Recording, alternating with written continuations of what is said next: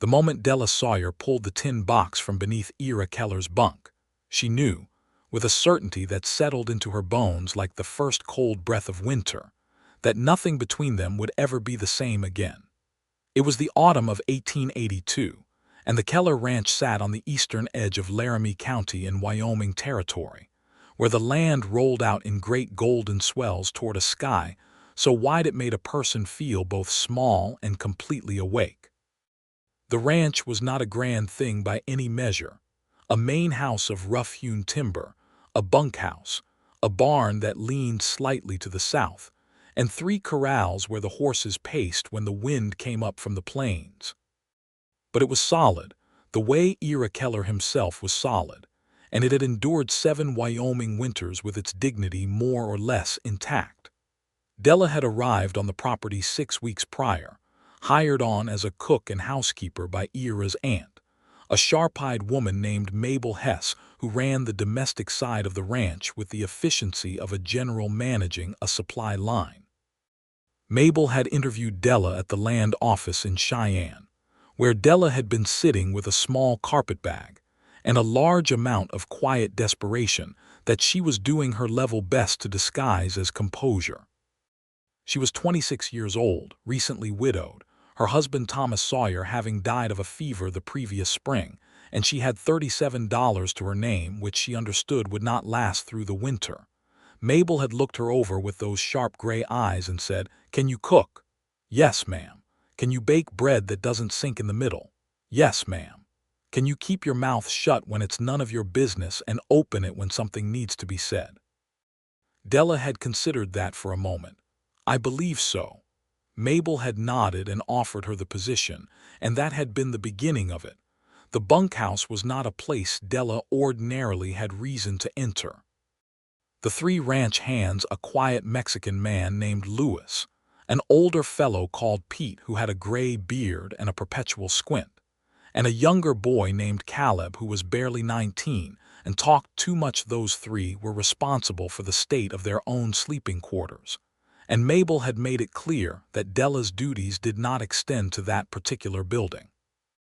But on this particular Tuesday morning, the 4th of October, Mabel had gone into town with Louis to collect supplies, Pete had ridden out with the cattle, and Caleb had twisted his ankle badly enough the previous day that he was confined to the main house porch with his foot elevated, and a look on his face that suggested he was contemplating the full tragedy of his situation.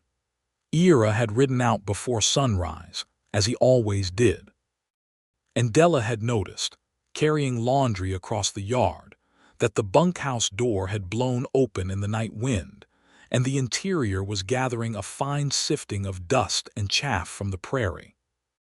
Mabel's instructions had been clear in all directions except this one, and Della, who had been raised to do a thorough job of whatever she undertook, made a reasonable judgment that sweeping out a room with an open door and a growing layer of prairie on its floor was simply what a sensible person did. She propped the door wide, took the broom from the peg outside, and went in. The bunkhouse smelled of leather and saddle soap, and the particular male staleness of a room that was lived in but not truly cleaned with any regularity. 4 bunks stood against the walls, 2 on each side. Louis's was near the door and was the tidiest, with a small wooden cross hung above it and a folded serape on the foot of the mattress. Pete's was next, and it had the comfortable disorder of a man who had stopped caring about arrangement 20 years ago. Caleb's was strewn with his various things, a dime novel, a spare boot, a bandana. The 4th bunk was at the far end of the room, slightly set apart, and it was unmistakably Ira's. Della had never met a man whose sleeping space was so spare. The bunk was made up with military tightness, the single blanket tucked with care. Above it, on a small wooden peg, hung his spare hat and a coil of rope. There was nothing else visible about the space that suggested personality or feeling, and if she had been asked before entering that room to describe Ira Keller based on his bunk, she would have said, "A man who keeps himself to himself and prefers it that way." She swept from the door inward, raising the dust and pushing it out into the morning air, And when she got to the far end and crouched to sweep beneath the bunks, the bristles of the broom caught the edge of something and sent it scraping across the floorboards with a sound like a small bell struck once. She reached under and pulled it out. It was a tin box, perhaps 10 inches long and 6 inches wide, of the sort that once held tobacco or perhaps hard candies. The lid was dented at one corner. It had no lock, but the fit of the lid was snug, and it was clear from the way the metal had worn smooth along the edges that someone had handled it many times over many years. Someone had taken this box out and held it and put it back again, over and over, for a very long time. Della knew she ought to put it back. She knew it the way she knew most things that were reasonable and sensible, with a clean and immediate clarity. She set the broom against the wall. She looked at the box. She looked at the bunk above where the box had lived in secret. She opened it. Inside, folded with a care that was almost painful to witness, were letters. A stack of them, perhaps 30 or 40, each one folded into thirds and then in half again, the way a woman folds a letter when she means to keep it private. Some of the paper was yellowed at the edges. Some of the envelopes, where there were envelopes, had been handled so many times that the paper had gone soft as cloth. She did not unfold any of them. She did not need to unfold them to see that they had been read and reread until the creases in the paper were white lines, pressed deep by the repeated unfolding and folding of someone who was either torturing themselves or sustaining themselves. She could not decide which. And then she saw on the topmost letter the return address written in a small, careful hand. The return address said, Miss Della Sawyer, 14 Birch Street, Abilene, Kansas. Della sat down on the floor of the bunkhouse with the tin box in her lap and stayed there for a very long time. She had written those letters. She knew that before she consciously understood it, the way a person sometimes recognizes a face in a crowd before their mind has finished the work of identification. She had written them, and Ira Keller had kept them, all of them, every single one, in a tin box under his bunk, in a bunkhouse on a Wyoming Territory ranch, for 7 years. 7 years. She tried to count backward, and found that the arithmetic arrived her at 1875, which was the year she had left Abilene, and the year she had last seen Ira Keller, who at that time had been 23 years old and working as a trail hand on the cattle drive that had come through Abilene with a cloud of dust and a noise that rattled the windows of her father's hardware store for 3 days straight. She had been 19. She thought about 19-year-old Della Sawyer, who had stood at the fence of the holding pen on the edge of town and watched the cowboys come through, not because she was the kind of girl who watched cowboys. She had been, in fact, quite clear with herself that she was not that kind of girl, but because her younger brother Jimmy had dragged her out to watch, and Jimmy's enthusiasm for things with hooves and dust clouds had always been difficult to resist. Ira Keller had been the one who caught her attention, which she had not expected and had found mildly irritating. He was not the loudest of the trail hands, not the most dramatic on horseback, not the one telling stories and making the other men laugh. He was simply doing his work with a focused economy that suggested he knew exactly what he was doing and had no particular need to perform the knowing of it. He was tall, brown from the sun, with dark eyes and a jaw that looked like it had been carved from the same red clay as the Wyoming bluffs she had seen in illustrations. He had looked up at some point and found her looking at him, and he had not smiled. He had just looked back, with an evenness of expression that was somehow more unsettling than a smile would have been. She had written to him. That was the thing that still surprised her when she thought about it from this distance, that she had been the one to write first. He had left Abilene after 3 days, following the herd north, and she had gone back to her father's store and spent 2 weeks pretending she was not thinking about him before she sat down and wrote a letter and sent it care of a ranch in Wyoming Territory that one of the other trail hands had mentioned. He had written back, and then she had written again. And then he had, and then she had, and it had gone on for nearly a year, those letters crossing the great brown middle of the country in both directions, accumulating in a shoebox under her bed in Abilene and apparently in a tin box under a bunk in Wyoming. And then, she pressed her hand flat against the top of the folded letters in the box. And then her father had arranged her marriage to Thomas Sawyer, who was a good man and a reasonable man, and a man who had money in a solid Abilene bank, and prospects that her father respected, and a steadiness that was not unpleasant to be around. And she had been 19, and she had written one final letter to Ira Keller, a letter she had rewritten 4 times before she settled on the version that was honest enough to be fair, and not so honest that it was cruel, and told him that she was to be married and that she wished him well. He had never written back. She had understood that as a kind of answer. She had married Thomas Sawyer in the spring of 1876 and made a decent life with him in Abilene for 6 years, and she had not let herself think about Ira Keller with any particular frequency. She had not been unhappy with Thomas. She had been, if she was being honest with herself in the way she tried always to be, content. But there was a difference between content and something else, and she had always known, in the way a person knows a thing they have no intention of examining closely, that the difference existed. She put the lid back on the tin box and sat on the floor of the bunkhouse with it in her lap and looked at the morning light coming in through the door and tried to decide what a reasonable person would do. She put the box back under the bunk. She finished sweeping. She went back to the main house and started a pot of beans for the midday meal and said nothing to anyone. She thought she would be able to let it go. She had always been good at letting things go. She was not, as it turned out, good at letting this go. Over the next several days, she found herself watching Ira Keller with an attention that she had previously deployed only in the direction of things she needed to understand in order to manage them properly.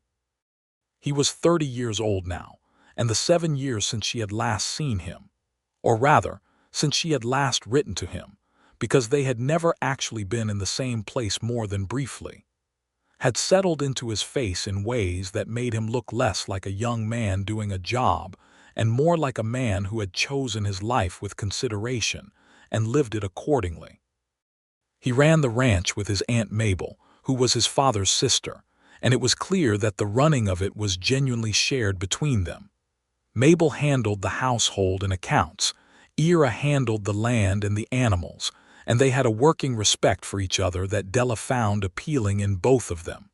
He was not what she would have called warm exactly, but he was not cold either. He was simply quiet in a way that took some getting used to, a quietness that she began to understand was not absence but presence. He was there, fully, just without any particular urgency to fill the space with sound. He spoke to her practically and politely. He thanked her for meals with a brevity that was sincere rather than dismissive. When she asked him whether he preferred his coffee with more or less water in the grounds, he had looked at her with a flicker of something in his dark eyes and said, "Strong. I prefer it strong." And she had thought, inexplicably, that he was not only talking about coffee. She did not know how to approach it. For 2 weeks she turned the situation around in her mind like a stone she couldn't figure out the right side of.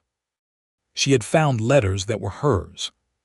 She had found that a man she had known briefly 7 years ago and thought about longer than she cared to admit had kept every letter she wrote him through all the years and miles between them.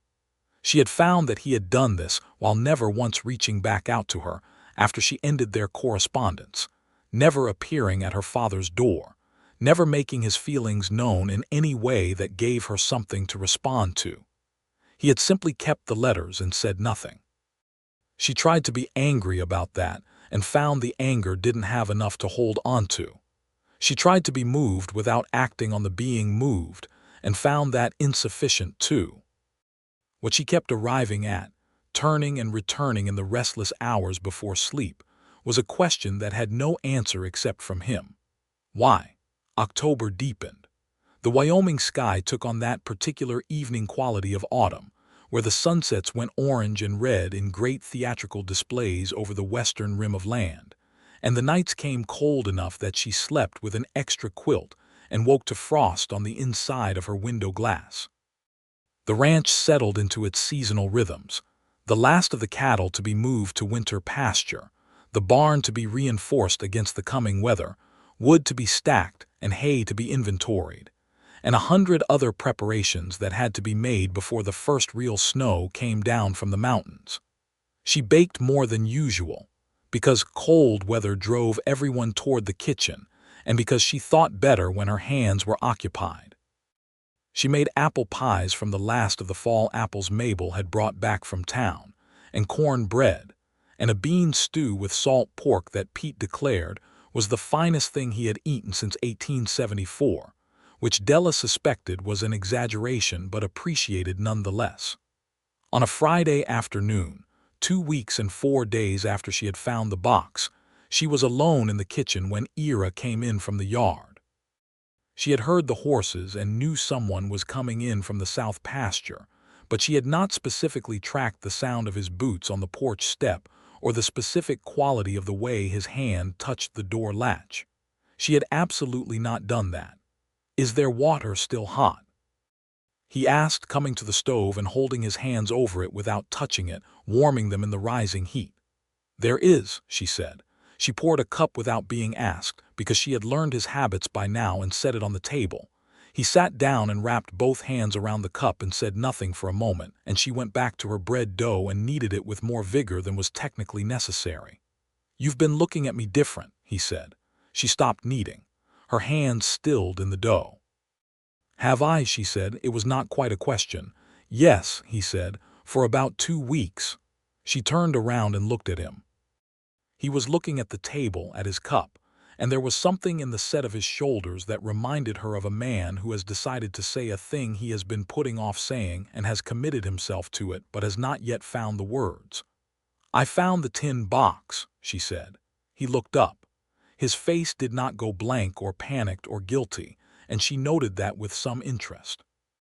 It went still, the way a surface goes still after something has moved across it, after the ripples have had a moment to settle. He looked at her with those dark, steady eyes and said nothing for long enough that she thought he might not speak at all. "I put it back," she said.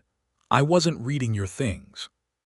I was sweeping and it came out from under the bunk and I saw my name on the letter on the top and I looked at them. I didn't read them, but I saw they were mine." "They are yours," he said. She blinked. "What?" "They're yours," he said again with the same evenness. "They were always yours. I was just keeping them until I figured out what to do." 7 years, she said. 7 years is a long time to be figuring. He wrapped his hands tighter around the cup and nodded, a single slow nod, as if she had said something he already knew. "It is," he said. "I'm aware of that." She sat down across from him because she was not going to have this conversation standing at a kneading board.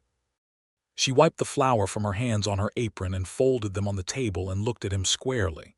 "You could have written back," she said. "When I told you I was to be married, you could have written back." "I could have," he said. "Why didn't you?" He looked at her for a long time. Outside, the wind moved through the yard and the chickens made their evening sounds and the whole ordinary afternoon continued around them as if nothing significant was happening inside the kitchen. "Because you weren't asking me a question," he said finally. "You were telling me something, and I didn't have a right to argue with it." Della felt something shift inside her chest, the way a thing shifts when it has been held tightly for a long time and is suddenly allowed to move. She said more quietly, "You could have made it a question." He looked at her with an expression that was as close to undone as she suspected he ever got, and he said, "I know." She stood up and went back to her bread dough, and he sat at the table until his coffee was gone, and neither of them said anything more. But when he left, she noticed that the quality of the silence he left behind him was different from the silence that had been in the kitchen before he came in.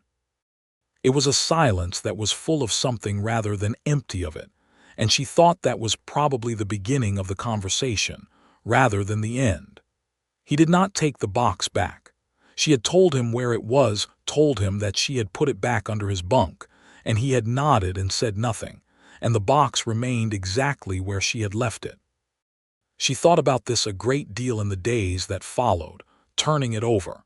He had not retrieved it, had not hidden it somewhere new, had not acted as though it were a thing that needed to be moved or protected now that she knew about it.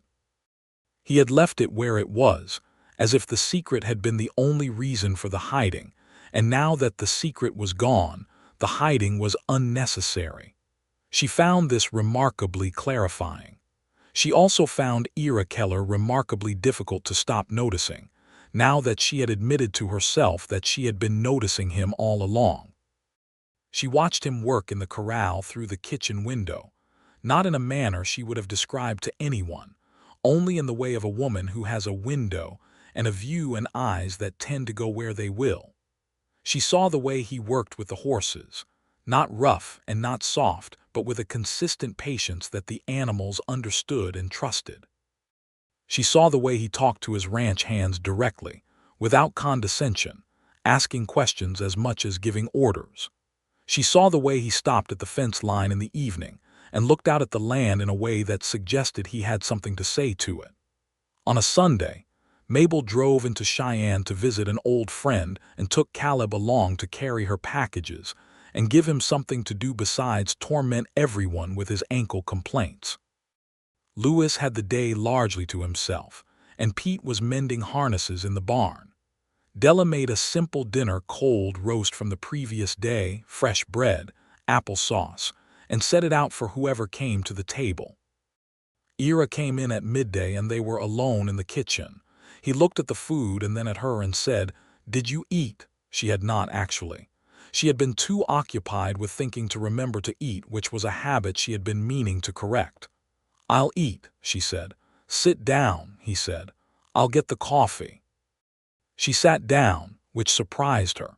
She had been the one getting coffee for 6 weeks, and watched him move around the kitchen with a comfortable familiarity that suggested he had spent time in kitchens before, and was not embarrassed by the knowing of them.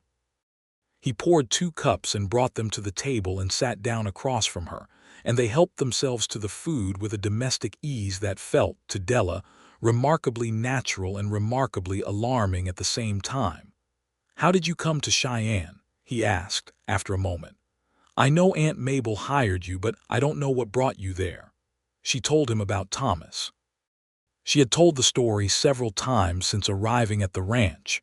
Mabel had known the broad strokes, and it had come up once or twice with the hands, but she found herself telling it differently to Ira, with more of the interior of it, the way the fever had come on suddenly and taken Thomas in only 10 days, the way the house in Abilene had felt afterward, the way her financial situation had become clear to her very quickly, and the decision to look for work had not felt like a choice so much as the only available direction. Ira listened without interrupting, without offering commentary, which she had come to understand was something he did deliberately, gave his full attention without shaping it with his own opinions unless he was asked. When she finished, he said, "I'm sorry about Thomas Sawyer. He sounds like he was a decent man." "He was," she said. "He was a genuinely decent man. We weren't—" She stopped, started again. "I was not unhappy." "But," Ira said very quietly. She looked at him.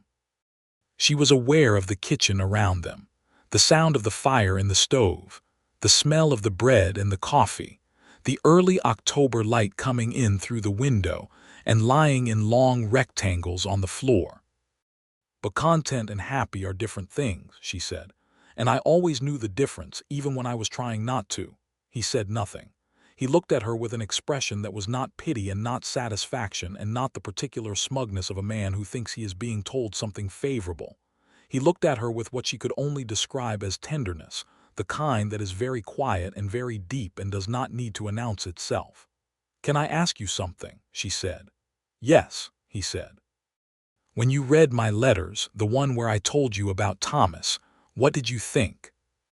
He was quiet for a long moment, and she waited because she had learned that his silences were working silences, not evasions.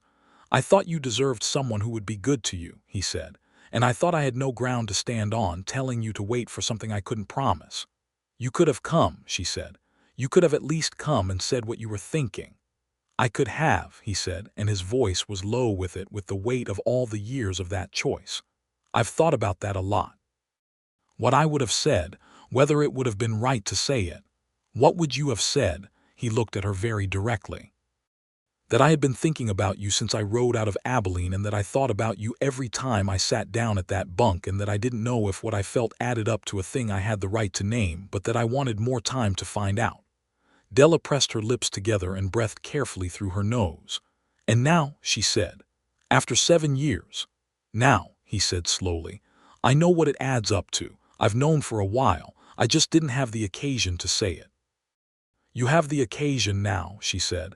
He nodded once. I do, he said. I'm in love with you. I think I have been since a fence line in Abilene in 1875, and I don't think it's going to change. Della sat with that for a moment. It was a remarkable thing to be told by a man who had kept 7 years of your letters in a tin box without ever once, in 7 years, telling you he was doing it. It was also a remarkably solid thing to be told, without decoration or uncertainty, in the October light of a kitchen that smelled of bread and coffee. That is a very long time to keep a feeling without saying anything about it, she said. It is, he agreed. I'm not proud of the silence. I wrote you a great many letters, she said. I know, he said. I have them all. And you kept them. Yes. Why? She had been circling this question for weeks. He looked at his hands on the table. Because they were the realest thing anyone had ever said to me, he said. You wrote to me like you were talking to a person instead of performing for one. Like you trusted me with the actual thing you were thinking, not the polished version. Nobody had ever, he stopped, started again. I kept them because I wasn't ready to be without them. She was quiet for a long time. Outside, a horse moved in the corral, and the wind came through the yard with a low whistle, and the afternoon was going on in its ordinary way. She thought about 19-year-old Della Sawyer sitting at the desk in her father's house, writing letters to a trail hand in Wyoming who she had known for 3 days, trying to figure out how to be honest in ink about things she could barely say aloud. She thought about the version of herself who had written that final letter and folded it and sealed it and sent it and told herself that was the end of it, and then carried the knowledge of the end of it quietly for 6 years, through a marriage and a life and a grief and a new beginning in a different territory. She thought about a tin box under a bunk, handled until the metal was soft with it. I would like to start over, she said. Not from Abilene, I mean from here. From right now, since we're both in the same place for once. He looked up, and what she saw in his face was something she recognized from the letters, from the voice in the letters that had come to her in Kansas, across the long brown miles, relief and warmth, and the particular brightness of a man who has been waiting for something he was not sure he had the right to want. I would like that too, he said. She reached across the table and took his hand, which was large and calloused and warm, and held it for a moment, and he looked at their hands on the table with an expression of such careful and profound gratitude that she felt her throat tighten with it. All right, she said. Then that is what we will do. What followed was the most unusual courtship Della Sawyer had ever experienced, which was not a long list but felt significant regardless. It was unusual because it happened in a bunkhouse kitchen and a barn, and a series of cold Wyoming mornings, and because the two people conducting it already knew each other in the way that people who have written letters for a year know each other, with a depth that was not quite the same as proximity, and not quite the same as strangeness, but something in between that required careful navigation. They talked. They talked in the mornings when she was making breakfast, and he came in early while the others were still sleeping. They talked in the evenings when the work was done and Mabel had retired and the kitchen was quiet. They talked on a Sunday when he took her out on horseback to see the South Ridge, where the land fell away in great sweeping terraces toward the distant trees, and the sky above was the most specific shade of blue she had ever seen, not the flat blue of a painting, but the deep, dimensional blue of something genuinely infinite. She learned him the way you learn a place, incrementally, with attention, finding the features that at first seemed featureless. She learned that he had grown up in Colorado with parents who had been ranchers before their place was lost in a bad winter when he was 12, and that the losing of it had made him careful and serious about land in a way that went beyond practical concern. She learned that he had a younger sister named Ruth who was married and living in Nebraska, and that he sent her money when he could without telling her it was from him, which he mentioned only once and then moved away from quickly, as if it embarrassed him. She learned that he had been in a gunfight once in 1879 over a water rights dispute that had gone badly in a saloon in Rawlins, and that a man had been shot not by Ira, but near enough to Ira that it had left a mark on him, a wariness about the particular kind of trouble that started in saloons with men who were grieved about water. She learned that he had a sense of humor that was so dry it could take you 3 full sentences to realize it had been deployed. He learned her too. He learned about her parents, her father's hardware store, her brother Jimmy, who had moved to California 2 years ago and sent letters that were enthusiastic but infrequent. He learned that she had always wanted to see more of the country than Kansas, and that widowhood, while devastating in the ways it was supposed to be devastating, had also been the thing that finally moved her in the direction of more. He learned that she baked when she was anxious and cleaned when she was sad, and that this explained several things about the current condition of both the kitchen and the bunkhouse. He learned that she was funnier than she appeared at first, with a quick and quietly wicked observation of human folly that made him laugh, a real laugh, not a polite one, in a way that the hands all noticed and exchanged glances about. Mabel noticed too. Mabel was sharp enough to notice everything and discreet enough not to make a performance of it, but Della caught her watching them one evening at dinner, with an expression that was not disapproval and not surprise, and had something in it that looked actually like satisfaction. Afterward, when the dishes were done and Ira had gone out to check on the horses, Mabel poured herself a small glass of whiskey, which she did only occasionally and with great intention, and said to Della, "He's been stubborn about happiness for a long time." "Has he?" said Della. "He has," said Mabel. "I've been hoping something would unstubborn him." She took her whiskey to her room and said nothing else, and Della put the last plate on the shelf and smiled at the wall. The winter came in November, as it always did in Wyoming, not with apology. The first snow fell on a Thursday, and by Sunday there were 2 feet of it on the ground and a wind that drove it horizontal across the yard in great white sheets. The work of the ranch contracted inward, the animals to be tended, the fires to be kept, the wood to be managed carefully, the paths between the buildings to be kept clear enough for the necessary crossings. The hands spent more time in the bunkhouse. Mabel took up her winter project, which was the production of a quilt of considerable ambition that she worked on by the parlor fire each evening. Della and Ira found fewer private moments, and the ones they found were shorter, and yet something about the compression of the winter space seemed to intensify rather than diminish the thing between them. They were never alone but always aware of each other, across the kitchen, across the table, in the cold mornings when everyone moved through the small, warm house with purpose and the steam of their breath hung in the air. One evening, near the end of November, he came to the kitchen door after supper when she was washing the last of the pots and said quietly, "Come and see something." She dried her hands and followed him out into the cold, and he led her around the side of the house to where the roof of the porch jutted out, and the angle of it created a small shelter from the wind. The sky was entirely clear for the first time in 2 weeks, and the stars over Wyoming in winter were a staggering thing. Not the scattered stars of lower latitudes, but a density of light that seemed almost architectural, as if the sky were a solid thing with light coming through it rather than an emptiness with light scattered across it. "I wanted you to see this," he said. "I think about it every winter. There's always a first clear night and I try never to miss it." She stood beside him and tipped her head back and looked at the sky and felt the cold air on her face and the warmth of him standing close beside her, and she said, "It's extraordinary." "Yes," he said. And then, very quietly, "So are you." She turned her head and found him already looking at her, and there was the starlight and the cold and the particular suspended quality of a moment that both people in it know is significant, and she rose up onto her toes and kissed him.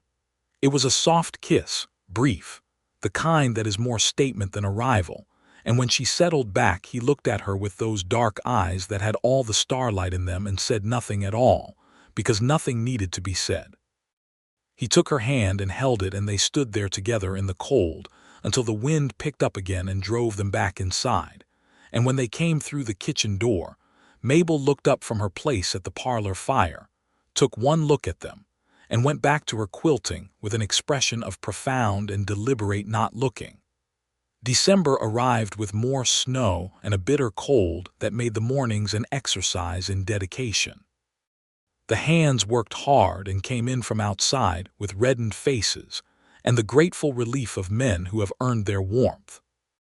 Della kept the kitchen running at a level of output. She had not previously attempted soups and stews and roasts and bread, always bread, because bread was heat and bread was abundance, and bread was the thing that made a cold building feel like a home rather than a shelter.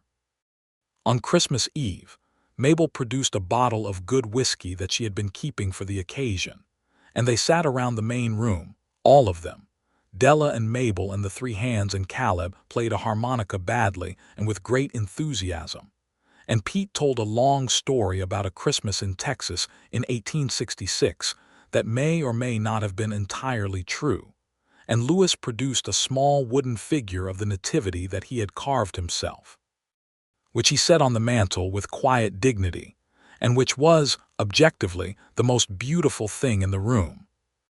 Ira sat beside Della on the settee, close enough that their shoulders touched, and he did not move away and she did not move away, and after a while his hand found hers in the folds of her skirt and held it, and Caleb played the harmonica and noticed but was too grateful for the warmth and the whiskey to make a remark, and Pete's story continued, and the fire burned, and it was, Della thought, a very good Christmas Eve. He gave her a present on Christmas morning before breakfast. It was a small thing wrapped in brown paper, a book of poems, Shakespeare's sonnets, with a worn green cloth cover that suggested it had been owned before and loved before and was now being passed to her with the same quality of intention. She opened it and saw that on the inside cover in his handwriting he had written, "For Della, who writes better letters than Shakespeare anyway. I.K." She laughed, a genuine surprised laugh, and he stood in the kitchen doorway with his hat in his hand and smiled at her. A real smile, full and unguarded, the kind she had not seen on him before in quite that way, and she thought that whatever 7 years of silence had cost both of them, this moment was the beginning of a payment in the right direction. She gave him a pair of gloves she had knit herself, working on them in the evenings by the fire when Mabel's quilting kept her company. She had measured his hands by the simple method of asking him to press his palm flat on a piece of paper one morning, and tracing around it, which she had done with a specificity of concentration that had produced a look on his face of such transparent feeling that she had made herself stare at the paper rather than at him. He put the gloves on in the kitchen on Christmas morning and flexed his hands in them and said, "Perfect," with a satisfaction that was disproportionate to the object and entirely proportionate to what the object meant, and she thought, yes, this is what it is supposed to feel like. January came in harder than December had, which Mabel said was sometimes the way of Wyoming winters and sometimes not, and this was apparently a year when it was. The temperature dropped to things Della had no previous frame of reference for. The water in the washbowl froze overnight. The horses had to be watched carefully for the particular kind of misery that led to sickness, and the path from the house to the barn became a twice-daily exercise in maintaining one's footing on ice that reformed itself between crossings. In the middle of the second week of January, a thing happened that Della would later consider significant for reasons that had nothing to do with the immediate danger and everything to do with what came after it. A man came to the ranch. He rode in late in the afternoon, as the light was going, on a horse that was in poor condition, underfed, pushed too hard, the kind of horse that spoke poorly of the judgment of the man riding it. He was a rough-looking man of perhaps 45, with a faded marshal's star on his coat that might or might not have been legitimate, and a manner that suggested he was accustomed to getting what he wanted from people by making them slightly afraid of wanting to disagree with him. He said he was looking for a man named Dale Briggs, who he claimed had stolen cattle and was believed to be in the area. He asked if anyone on the property matched the description, and Ira listened to the description with a steady face and said that it did not match any of his hands and that the man was welcome to look around the property if he needed to, but that he would not find anyone by that name here. The man looked around the property for longer than was strictly necessary, asked more questions than were strictly required, and made himself free with the food that Della brought out with a graciousness she did not entirely feel. He was not specifically threatening. He did not make threats, did not make unreasonable demands, but there was something about the way he looked at the property, at the hands, at Della herself, that had the particular quality of a man calculating his options rather than a lawman doing his job. He left as the darkness came down, and Ira watched him ride out until he was no longer visible, which took longer than it should have because the man rode slowly. "I don't like him," Della said, standing at the window. "Neither do I," Ira said. "Is the description he gave real? Has there been cattle trouble?" "There's always cattle trouble somewhere," Ira said. "That doesn't mean he's who he says he is." He sent Lewis into town the next morning with a message for the Laramie County Sheriff, asking about a marshal operating in the area and whether there was a genuine warrant for anyone by the name of Dale Briggs. The reply came back 3 days later, carried by the mail rider, and it said that the Laramie County Sheriff had no knowledge of a marshal with that name or description operating in his jurisdiction, and no open warrant for a Dale Briggs. Ira read the letter at the kitchen table and then looked up at Della with an expression that was controlled and careful and said, "We'll keep the doors bolted at night for a while." "Do you think he'll come back?" she asked. "I think he was looking at the property and the horses and deciding whether we were worth the trouble," Ira said. "I think the answer he arrived at was probably that we're enough trouble that it's not worth it, but I'd rather not leave it to chance." "All right," she said. She was not a woman who frightened easily. She had been through enough to know that panic was generally less useful than preparation, but she appreciated the frankness of the information, the way he had not tried to protect her from the shape of the situation by making it vaguer than it was. Nothing came of it. The man did not return. But the episode had the effect of drawing the ranch hands closer together for a few weeks, and it had the further effect of producing, on the third evening after the man's visit, a conversation between Della and Ira in the kitchen that moved them farther and faster than anything previous had. She had been unable to sleep and had come downstairs to make warm milk and found him already at the kitchen table, not sleeping either. He had made coffee, which was not a prescription for sleep but was apparently what the hour called for, and he looked up when she came in and moved his coffee to make room for her to sit. "I keep thinking about that man," she said. "So do I," he said. "Not in a frightened way," she clarified. "In a way that makes me think about what matters." He looked at her across the table. The lamp was burning low and the fire in the stove had been banked for the night, and the kitchen had the particular intimacy of a room at 2 in the morning that is warm when the world outside is cold. "I've been thinking," she said, "about how long I've been waiting for things without calling the waiting what it is." He was quiet, listening. "I waited 7 years," she said, "in the sense that I spent 7 years not knowing you were across the country holding letters in a box. And now I'm here, and we've been whatever it is we've been doing for 2 months, and I don't want to wait anymore. Not because I'm impatient. Because I'm 30 years old and I know what I want, and the not saying of it is starting to feel like a habit I don't need." "What do you want?" he said. His voice was very quiet. She looked at him steadily. "I want to stay," she said. "Not as the cook. I want to stay as the person who is with you.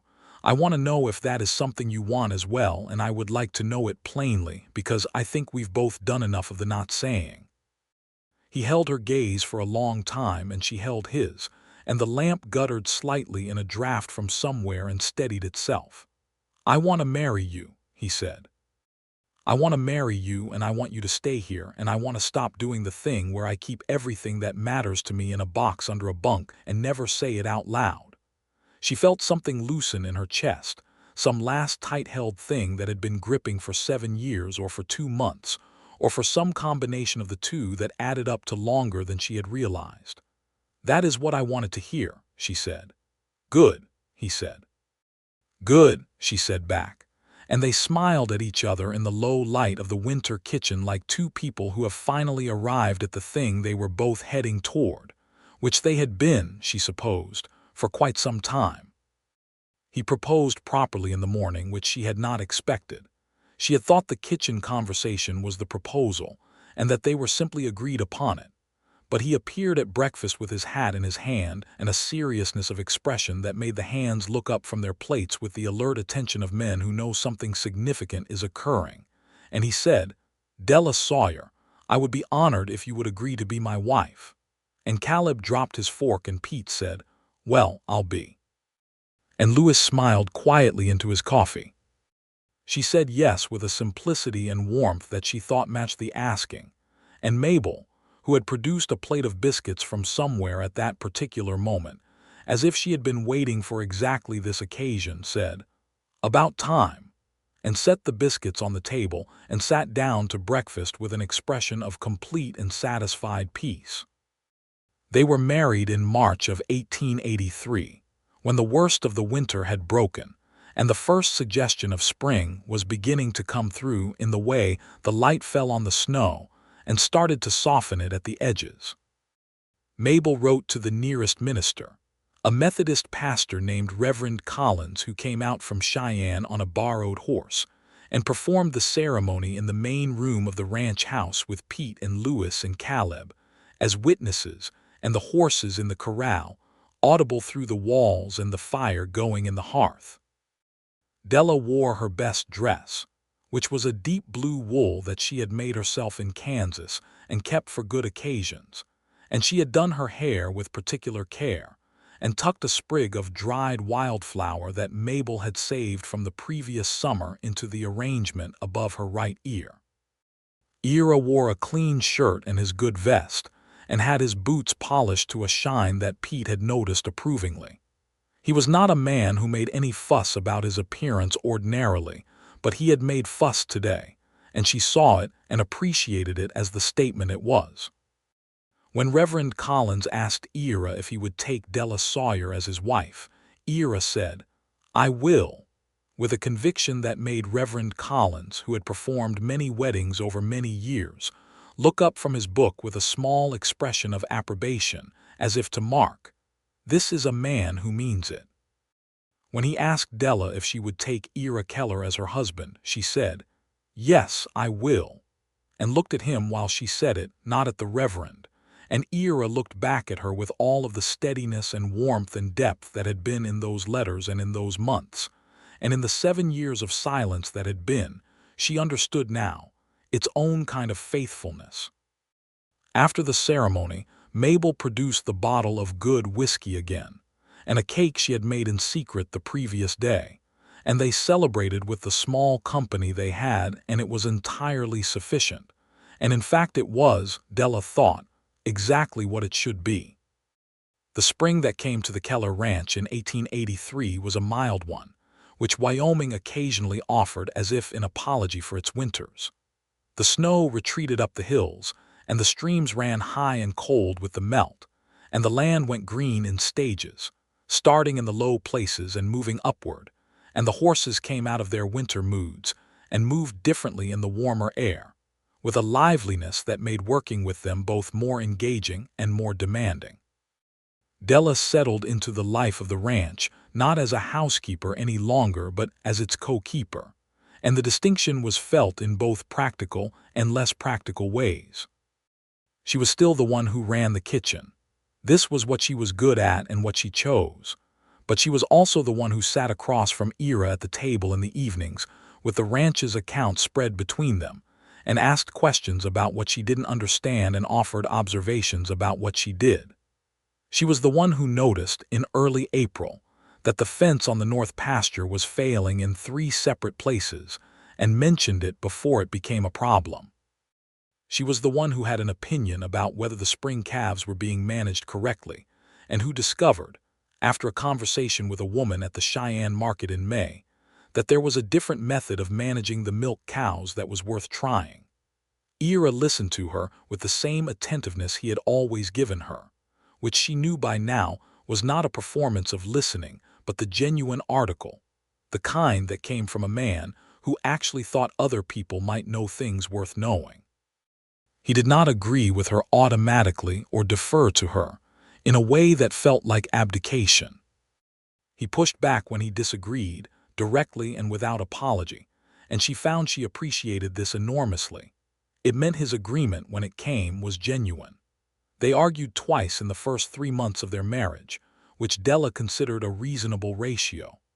The first argument was about money specifically, about whether to invest in a second well on the south end of the property, which Ira thought necessary and Della thought premature given the current state of their cash reserves. The argument lasted 2 days, was conducted in the practical tones of 2 people who take the subject seriously, and was resolved by a compromise in which they agreed to drill the well in the fall if the summer beef sale went well, which it did, and the well was drilled in September. The second argument was about Lewis, who had told Ira in June that he was thinking of leaving for a ranching opportunity in New Mexico. Ira's response had been to offer him a raise, and Della's response had been to say that the raise was appropriate, but that the more important thing was whether Lewis felt valued in other ways. And Ira had said that was a fine idea, but he didn't know how to do that particular thing, and Della had said that was precisely the problem. This argument was less practical and more uncomfortable, and it was resolved by Ira sitting down with Lewis not just to discuss money, but to actually ask him what he wanted from his work and his life. A conversation that lasted 2 hours and produced not only Lewis's agreement to stay, but what appeared to be a genuine shift in the quality of Lewis's contentment on the property. Ira did not explicitly tell Della she had been right, but he came in from that conversation and put his arm around her in the kitchen and said, "Thank you," which was better. Mabel, who had been the necessary third party in all of this essential to the running of the ranch, sharp as ever in the ways that mattered, began, in the late summer of 1883, to talk about visiting her friend in Cheyenne for an extended period. The friend was a widow who had a comfortable house and a large garden, and a long history with Mabel that predated the ranch and most other things. Mabel talked about it in the way of someone who is deciding, not someone who has decided, and Della listened and noted and did not push. One evening in August, Mabel put down her quilting and said, "You two don't need me here in the same way anymore." "We always need you," Della said. "Useful is different from needed," Mabel said. "I've been useful here for a long time and it's been good work. But Alina is alone in that house, and I am, frankly, too old to be managing a ranch kitchen when I have someone here who can do it better than I can." "That's not true," Della said. "My biscuits have been better than yours for 3 months, Della insisted. "Well," said Mabel, with a particular dryness that reminded Della sharply of Ira, "perhaps we can call it a tie." Mabel left for Cheyenne in October, with the understanding that she would return for Christmas and for any emergency, and that the ranch was in good hands, which it was. She embraced Della before she left with a warmth that was uncharacteristic and therefore significant, and she said, close to Della's ear, "I always thought he just needed someone who wrote better letters than he did." Della laughed and held her a moment longer and let her go. The autumn of 1883 settled around the ranch with a quality that Della would later always associate with the first fully settled time of her life. Not content in the insufficient way of her Abilene years, but genuinely settled, with deep roots in soil she had chosen. She was 30 years old and married and living on a Wyoming ranch with a man she had been writing letters to in her imagination since 1875. And the reality of him was better than the letters in every way that mattered, because letters cannot reach across a kitchen and touch your face or laugh beside you in the dark or make you feel that the particular acreage of this life, this actual specific life, is exactly the right amount of space. In November, she told him she was pregnant. They were in the kitchen, as they often were for significant things, because the kitchen was the center of the house and of the life, and he was at the table with a piece of harness he was mending. She told him simply, because she had learned that simple was what suited them both, and he put down the harness and looked at her with an expression that she had never seen on his face before, something raw and unguarded and suffused with a joy that he had not had occasion to show in that specific way before. He stood up and came to her and put his hands on her face, very carefully, as if she were something that required careful handling, and looked at her for a long moment. Then he said, "You're all right." "You feel well." "I feel well," she said. He kissed her forehead and then her mouth, and then held her with his arms around her in the kitchen. And the harness sat on the table with its mending unfinished, and neither of them said anything for a while because nothing needed to be said.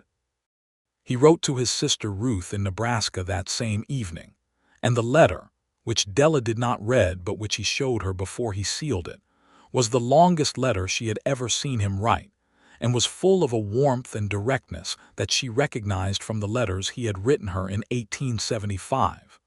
The voice of Ira Keller when he had something he actually wanted to say. The winter of 1883 to 1884 was the quietest and the most interior of Della's life, and she meant that as a description of richness rather than limitation. The ranch was well prepared. The hands worked steadily. Mabel came for Christmas as promised, bringing a leaner with her, a small, lively woman of 60 who had opinions about everything, and delivered them with a cheerfulness that made them delightful rather than exhausting. And the house was full for a week in a way that Della loved without reservation. Mabel took one look at Della and said, 6 months. Almost 5, Della said. You're carrying well, Mabel said, which was the highest compliment Mabel had available in this category, and Della received it accordingly. Alina wanted to hear everything about the ranch and the territory and the life, and she asked questions with a relentless interest that Della found genuinely refreshing after months of the quiet that was Wyoming in winter. She asked Ira about the cattle and the horses and the state of the range, and Ira answered with a patience and engagement that Della noticed, because he was not always the most expansive in large company, and she thought it was the quality of Alina's questioning. She listened as seriously as she asked, which he responded to. Christmas was good. The New Year came in quietly, just Della and Ira at the kitchen table at midnight because neither of them had been able to sleep, which was becoming a familiar situation for different reasons now. He poured 2 small cups of whiskey and handed her one and looked at her across the table with those eyes that she thought she would never entirely finish learning. To 1884, he said. To 1884, she said. And to whatever comes next, he said. Whatever comes next, she agreed. They drank and sat together in the warmth of the kitchen while the Wyoming night went on outside, enormous and cold and starred, and the fire burned in the stove, and Della put her hand on the table and he covered it with his, and the new year began. Their son was born in April of 1884, in the first warm week of spring, which Della considered a kindness from the season. He was born in the main house bedroom with a midwife in attendance, a capable, experienced woman named Mrs. Harlan, who had delivered a great many babies in Laramie County, and who had the particular quality of confidence that makes difficult things feel managed. The labor was long and harder than Della had expected, though Mrs. Harlan said it was not unusual for a first birth, and Ira waited in the kitchen with Pete, who had, unprompted, stayed near the house for the entirety of it, doing small tasks with the air of a man who feels responsible for everything within his sight. And from the kitchen, according to Pete's later telling, Ira said exactly nothing for 6 hours but wore a groove in the kitchen floor with his walking. When Mrs. Harlan came to the kitchen door and said, "A boy, Mr. Keller, and both of them are well," Ira was through the door before she finished the sentence, and Pete took off his hat and held it against his chest like it was Sunday. The boy was named James Ira Keller, James for Della's father and for her brother Jimmy in California, and Ira for reasons that were obvious and did not need stating.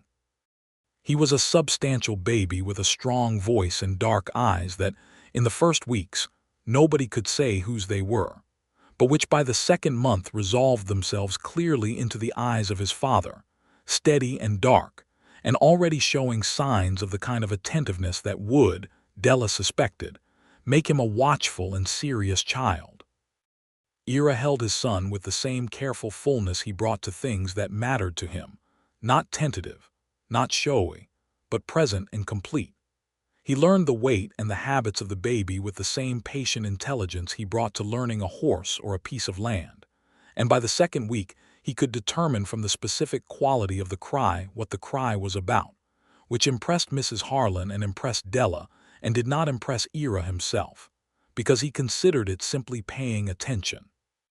Lewis sent a gift from the bunkhouse, a small carved horse, beautifully made, the horse's mane rendered in individual careful cuts that suggested many hours of work. Pete brought a blanket, which he said had been made by a woman in Rawlins whom he had once known, and the statement that he had once known a woman in Rawlins generated a silence of considerable interest that nobody quite had the nerve to interrogate.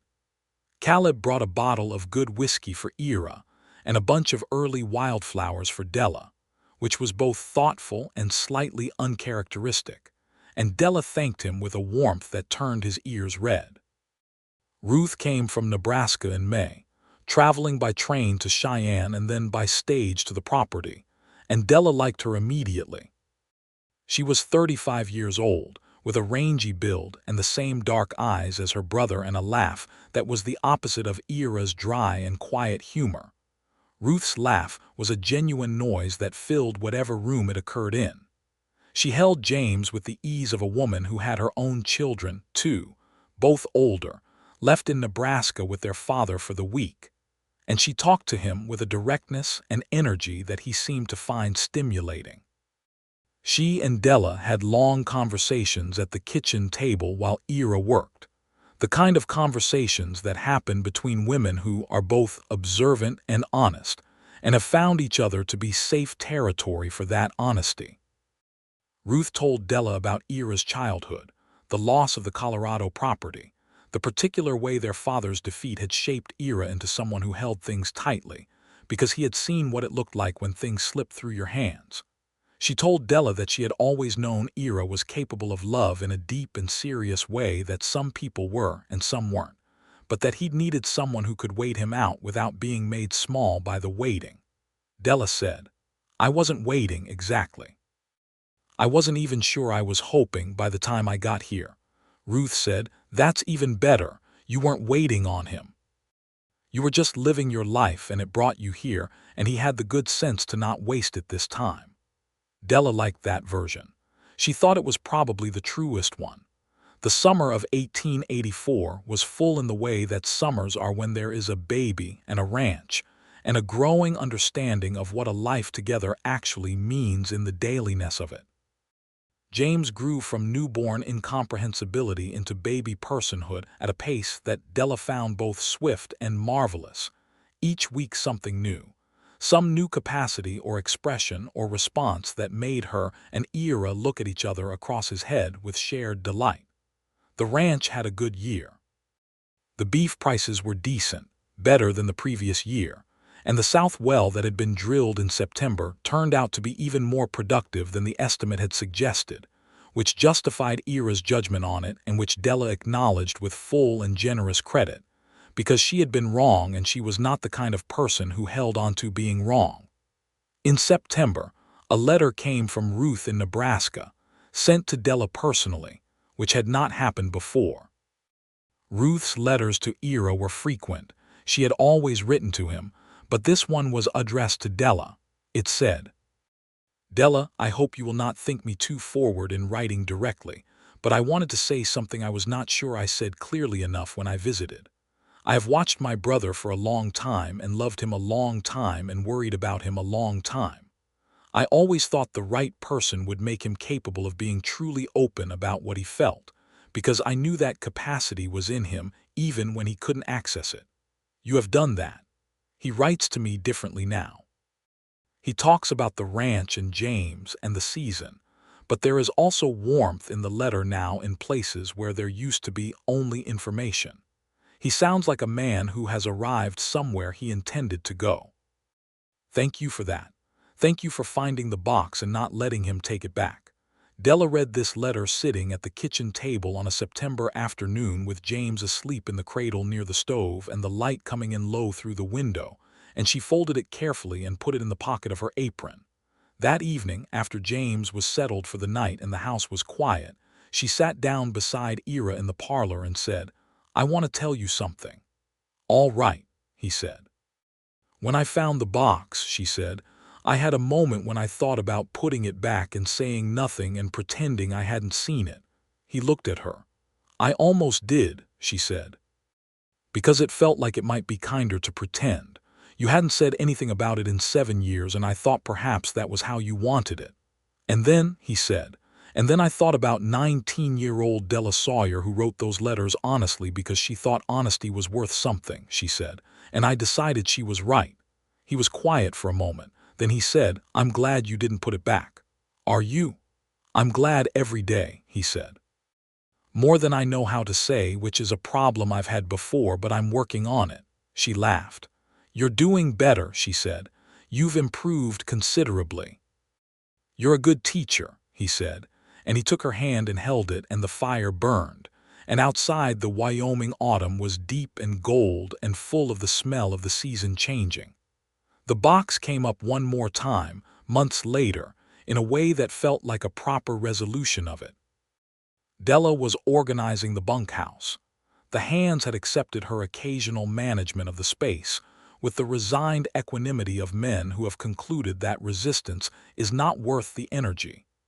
And she found it again under the bunk, still there, because she had put it back and he had left it there, and it had simply continued to be there through the winter and the birth of James and the whole of the year. She took it to him in the barn where he was working on a saddle and set it on the workbench beside him. He looked at it for a moment. "I think," she said, "that you should keep these somewhere better, somewhere that isn't under a bunk."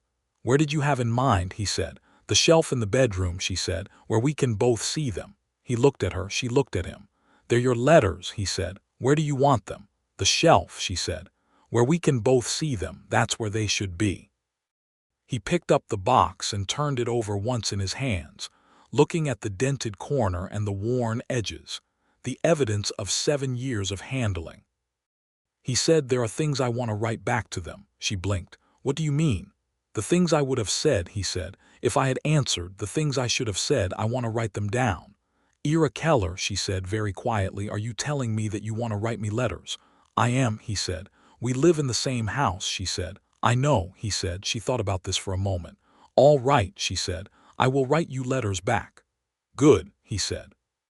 They carried the box to the bedroom and put it on the shelf between a small clock and a book of maps of the Wyoming Territory, and it sat there in the light of the window. And Della thought that the shelf was better than under a bunk.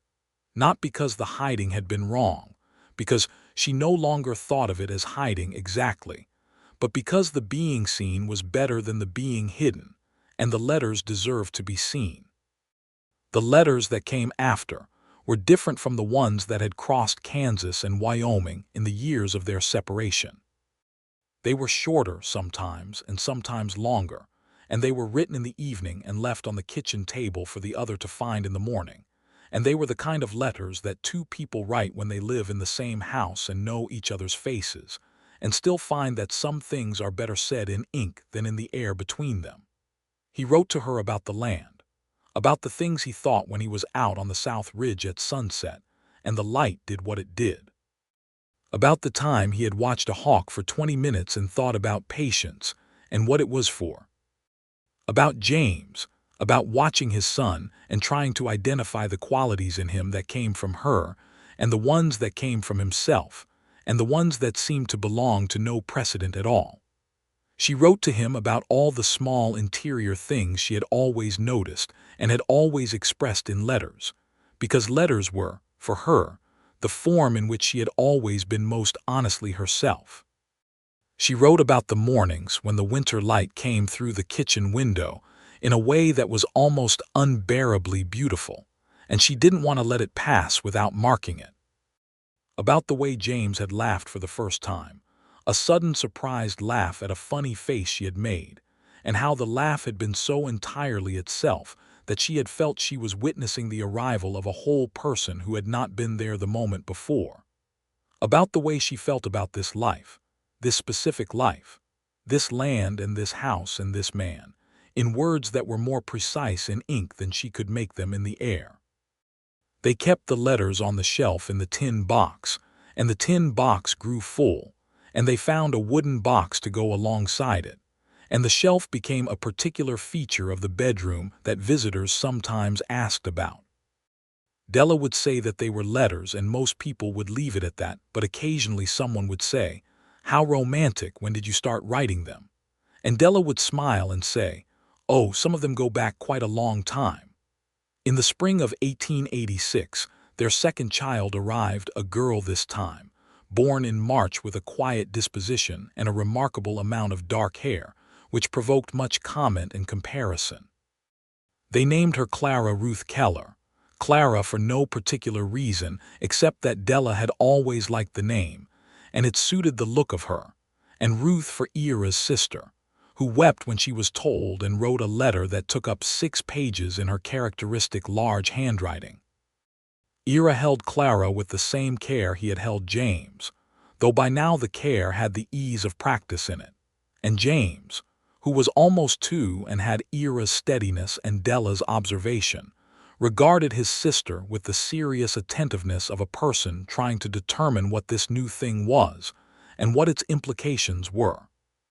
He concluded, within a few weeks, that its implications included someone small and interesting to watch, and the watching became, over the following months, the beginning of what appeared to be a genuine protectiveness, which Della thought was probably the most Ira thing she had ever seen come out of a child who was not yet old enough to understand what protectiveness was.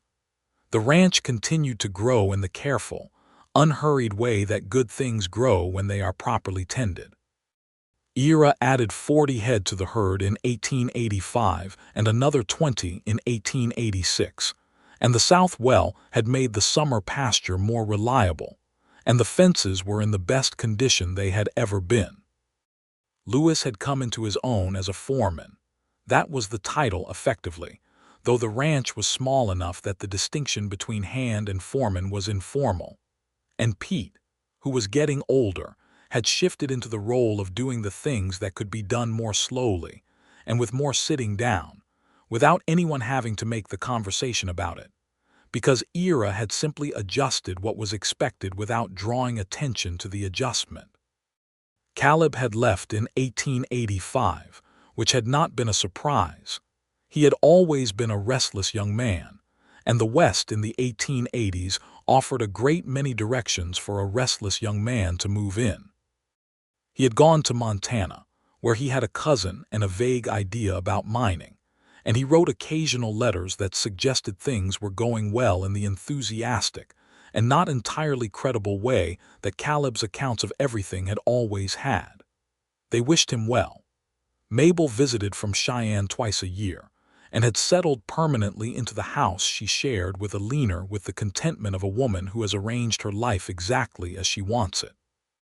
She and a leaner had a kitchen garden that was, according to Mabel's reports, the most productive in the county, and they had a social life in Cheyenne that involved church committees and a women's literary society, and a series of opinions about local politics that Mabel delivered in letters with the same precision she had once deployed on ranch management.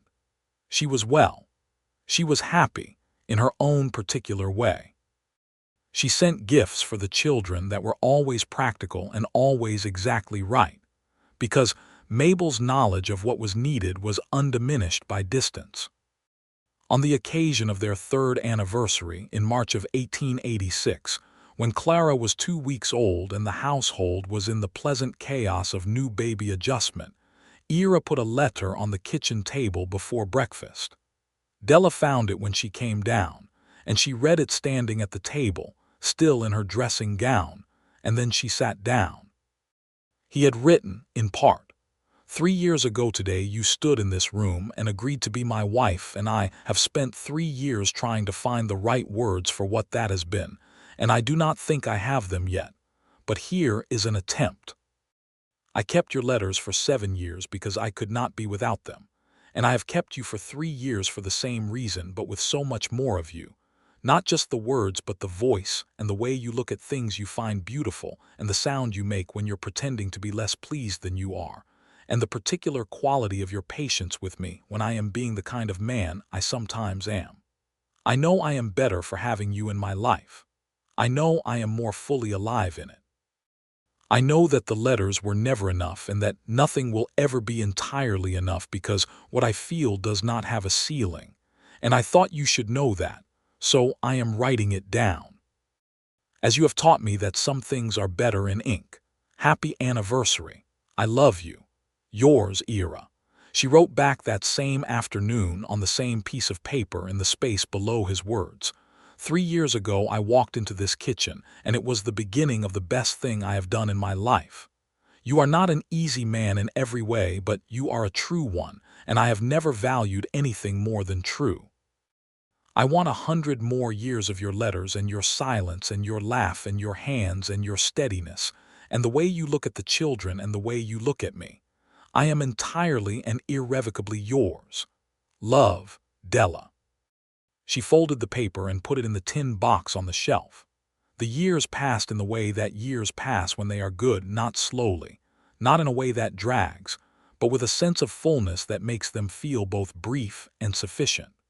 The ranch took on a shape that was entirely their own, built from Ira's history with the land and Della's particular domestic intelligence, and the combined force of what they were together, which was something neither of them had been separately. James grew into a boy who was, by the time he was 6, clearly his father's son in every observable way. The same quiet attentiveness, the same slow and considered speech, the same quality of being fully present that people noticed and were drawn to without always being able to say why. He was also, in ways that Ira noted with a pride he expressed very quietly, Della's son. He had her quickness and her eye for what mattered in a situation, and he had already the beginning of the letter-writing habit, in that he would sometimes draw pictures of things and then dictate to Della what he wanted written underneath them, which she did faithfully and which they kept. Clara was the opposite of quiet. She was everything her brother was not in terms of volume and animation, and the immediate expression of whatever was occurring to her, which made the household significantly noisier after her 2nd year of life, and which Ira endured with a patience that said more about his love for her than any words could. She had Della's look, dark-haired and clear-eyed, and with a particular directness of gaze that already, by 4 years old, suggested she was going to know exactly what she wanted from life, and was going to have views about whether the current situation measured up. In 1888, a letter came from Jimmy in California. Della's brother had been a steady but infrequent correspondent over the years, full of enthusiasm for California's weather and California's opportunities and California's general superiority to Kansas. But this letter was different in tone, more serious, more reflective. He had been sick, he wrote, nothing critical but enough to make him think. He was 31 years old and he missed his sister. He asked about Wyoming. He asked about the children. He said he was thinking about coming to visit, if the invitation was still open. Della wrote back immediately, the same afternoon, sitting at the kitchen table with Clara on her lap and James drawing at the other end. And the letter she wrote was one of the warmest she had produced since she had been 19 and riding across the country to a trail hand in Wyoming. She told him the invitation was absolutely open and had always been open, and that there was a room in the house and a place at the table and 2 children who had been hearing about their Uncle Jimmy since before they could understand what an uncle was. Jimmy arrived in June of 1888 on the stage from Cheyenne, thinner than she remembered and tanned the particular tan of a California man, and he stepped down into the yard, and she saw him, and felt the particular contraction of the heart that is family and memory and time all arriving simultaneously. He and Ira took to each other with the wariness of 2 men who were both protective of the same person in entirely different ways, and then with the ease that comes when 2 men discover they have more in common than they expected. Jimmy was not a ranching man, he was a store man, like their father had been, but he was genuinely interested in how things worked and asked good questions, and had the self-awareness to listen when he didn't know something, which Ira respected. Jimmy stayed for 3 weeks. He watched his sister move through her life on the Keller ranch with the eye of someone who had known her long and well, and on his last evening, sitting on the porch with Ira after the children were in bed and Della was inside, he said to Ira, "You know she wrote letters to a man in Wyoming for a whole year when she was 19. Ira looked at him. "She never said who it was," Jimmy said. "Just that he was worth writing to." Ira was quiet for a moment. "That's all she said." "That's all," Jimmy said, "but she said it like it mattered." Ira nodded slowly. "It did," he said. Jimmy looked at his brother-in-law across the evening light and said, "You make her happy. I can see it in the way she moves around this place, like she owns it, like she chose every inch of it." "She did," Ira said. "Good," said Jimmy. In 1889, Wyoming became a state. Officially, the 44th state of the Union, with a constitution that notably included women's suffrage, which Wyoming Territory had already granted in 1869, making it the first such territory or state to do so. Della had followed this development with the attention it deserved, and the formal statehood felt to her like a consolidation of something that had already been true. Wyoming was not a territory, not a frontier in the transient sense, but a place with permanence and shape and rights that went with it. Ira brought her a newspaper from Cheyenne on the day the statehood was confirmed, the headline across the top, and she read it at the kitchen table and felt something that was both pride and recognition. This was her home, this state, this land, these red and golden bluffs to the west and this enormous sky and this kitchen and this house and this life. She wrote a letter that evening, not to Ira, because some letters went elsewhere, but to her mother, who was still alive and still in Abilene, aging but sharp, and who had always wanted to understand what her daughter was doing in Wyoming. She wrote about the statehood and about the women's suffrage and about the ranch and the children, and she wrote about Ira with a fullness that she had previously only deployed in his direction. And she wrote, "I am more happy than I know how to measure, and I have made a life that is entirely mine. And I think that is what you always hoped for me, even if you could not have predicted the shape of it." James was 5 in the spring of 1889, and Clara was 3, and Della was 33 years old, and the tin box on the shelf in the bedroom had been joined by 2 additional boxes, because the letters between her and Ira had accumulated over the years into a correspondence that was, she thought, the most honest portrait of 2 people she had ever encountered.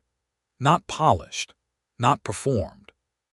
Just true the way the first letters had been true, the way they had always tried to be true, across whatever distance. On a fall evening in 1889, when the aspen trees on the hills had gone their deep October gold, and the air had the particular sharpness of a Wyoming autumn that always made Della feel more awake than she ordinarily was, she came in from hanging laundry and found Ira at the kitchen table. He had one of her earliest letters, one from the tin box, from 1875, unfolded on the table in front of him, and he was reading it with an expression of such absorbed and private tenderness that she stopped in the doorway and looked at him for a moment before he heard her. He looked up and for a moment there was a quality to his expression that she recognized as something she had seen at the beginning, the quality of a man caught with the thing he actually felt, and then it simply settled into the warmth that was ordinary between them now, the warmth that didn't need to hide. "I was going to put them in order," he said, "the old ones and the new ones together." "In chronological order?" she asked. "Yes," he said. "I thought it would read like a story." She came to the table and looked down at the letter in front of him, her own 19-year-old handwriting, smaller and more careful than the handwriting she had now, the handwriting of someone who was still in the process of becoming whoever she was going to be. "It does read like a story," she said. "A good one," he said. She sat down beside him, and he put his arm around her, and they sat together at the table in the October afternoon with the old letters spread out around them, putting them in order, reading pieces aloud to each other, laughing at things they had each written that now seemed so far away and so absolutely essential, all at once. There was the letter she had written describing her father's store in the kind of detail that suggested she was trying to give him a picture of her world. There was his letter, written in a hand less practiced than hers, describing the south pasture in the snow. There was the letter she had written after her first December in Abilene alone, telling him about the way winter light fell on the street, and his letter about a horse he had lost and the particular specific grief of that kind of loss, which had surprised her when she read it the first time because it said more about him than anything he had said directly. And then her letter that had ended it. She had not read that one since she sent it. He handed it to her now quietly, and she unfolded it and read it in her own handwriting from 14 years ago. She had written, "I am to be married in the spring. He is a good man, a steady man, and I believe I will be well cared for. I write this to you with my whole heart, and I want you to know that I have valued every letter you have written me and every letter I have written you, and I believe they were true, and I am grateful for true things, wherever they come from and wherever they end up." She folded it again. She said softly, "I meant it to be kind." "It was kind," he said, "but I also meant it as an ending." "I know," he said. "And then it wasn't." "No," she said, "it wasn't." She put the letter with the others in the box. He looked at the collection of them, 7 years' worth of paper and ink and the accumulated weight of 2 people trying to know each other across impossible distances, followed by 6 years of letters written across the same kitchen table, the same house, the same life. "I want to say something," he said. She looked at him. "I was afraid," he said, "when you wrote that letter in 1875. I had never been afraid of a letter before. I read it and I thought, I could write back and tell her what I feel and it might change things. And then I thought about what it would mean if she still chose to go after knowing, and I was afraid of what that would do to me. So you said nothing," she said. "So I said nothing," he said. "And I kept the letters because they were the next best thing to having the courage I didn't have. And then I showed up on your ranch," she said. "And then you showed up on my ranch," he said. "And I thought, all right.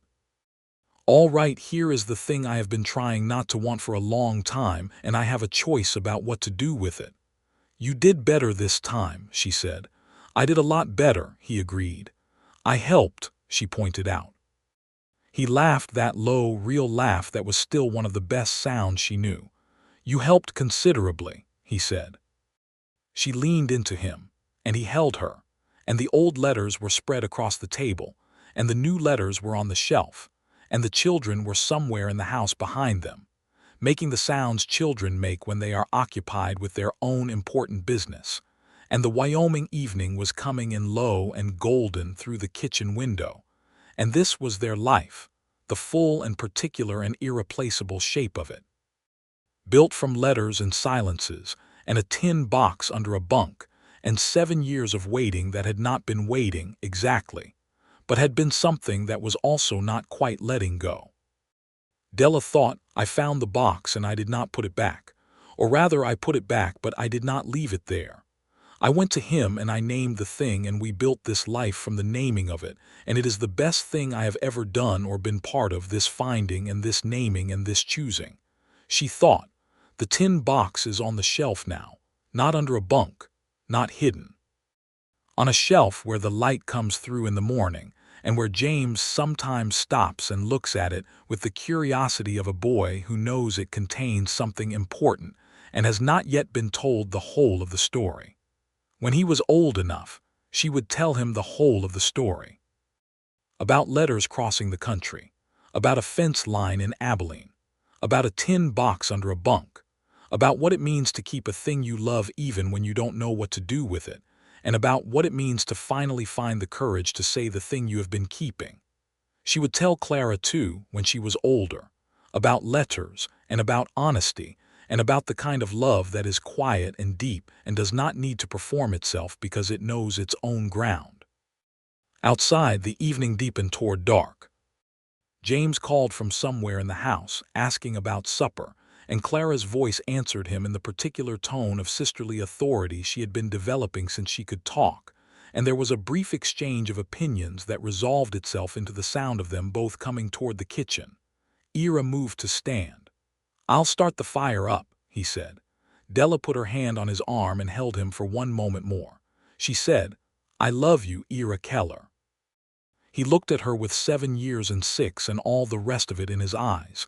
He said, "I love you, Della Keller, every day more than I know what to do with." "Write it down," she said. "You're getting better at that." He smiled, and the children arrived in the kitchen in a flood of noise and need, and the supper had to be started, and the evening had to be managed, and the fire had to be tended, and all the ordinary lovely work of the life went on, and the letters were on the shelf, and the tin box held everything it had always held and more besides, and the Wyoming night came down on the ranch in its enormous and faithful way, and Della Sawyer Keller, who had found a box under a bunk and not let it go, stood in her kitchen with her husband and her children and the full weight of a life she had chosen and that had chosen her back. And she was, in every way that mattered, exactly where she was supposed to be.